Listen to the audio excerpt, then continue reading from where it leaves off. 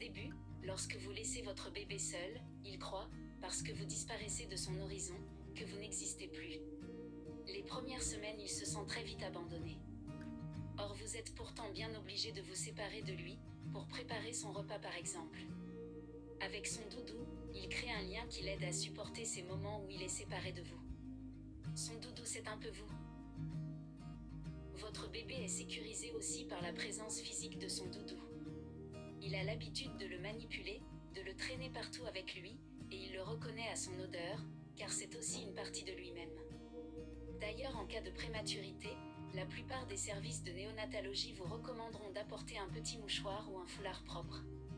Ici, il est encore trop petit pour avoir choisi son doudou, mais le fait de pouvoir sentir quelque chose de doux qui est votre odeur est sécurisant pour lui. De même, s'il doit être hospitalisé ou confié à une tierce personne, mieux vaut que son doudou soit du voyage.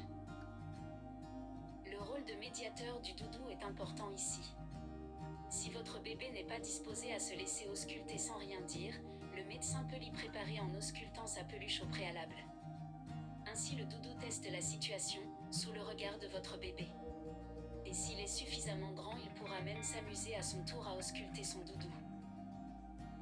Cela dit, le destin naturel du doudou est de s'effacer progressivement. Petit à petit, en faisant l'apprentissage de l'autonomie, votre bébé s'intéresse à d'autres choses et commence, tôt ou tard, à le délaisser.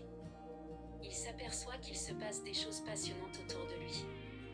Il vit une période de créativité, de rêverie, et s'investit dans des activités captivantes. La rupture n'est cependant jamais totale. Et c'est toujours avec une certaine émotion que les adultes retombent un jour sur leur doudou.